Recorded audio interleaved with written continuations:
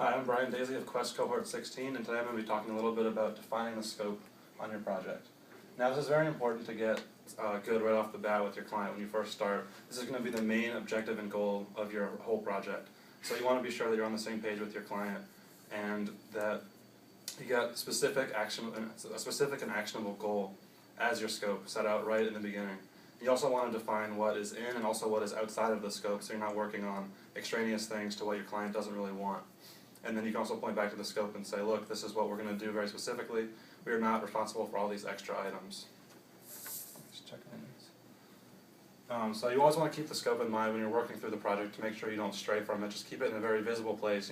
Refer back to it. Make sure you're working towards the ultimate goal the whole time you're working throughout your project.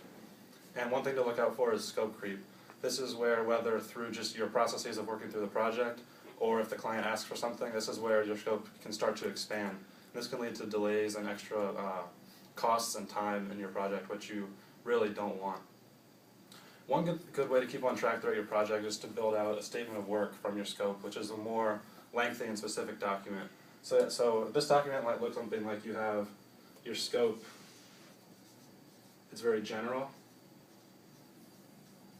at the top, and then the statement of work is a more broken down thing. So at the end you'll have your final deliverable, and in between you'll have maybe three main milestones.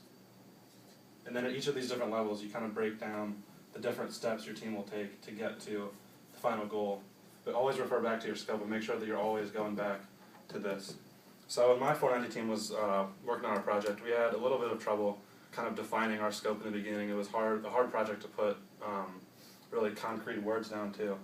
But once we kind of worked through that and we built out a statement of work, this is what really helped us stay on track throughout the semester in terms of both timing throughout the semester through the 3 months we had to do the project, and also to make sure we got everything done on time for the client. So yeah, this has been Brian Daisy of Cohort 16. Thank you very much.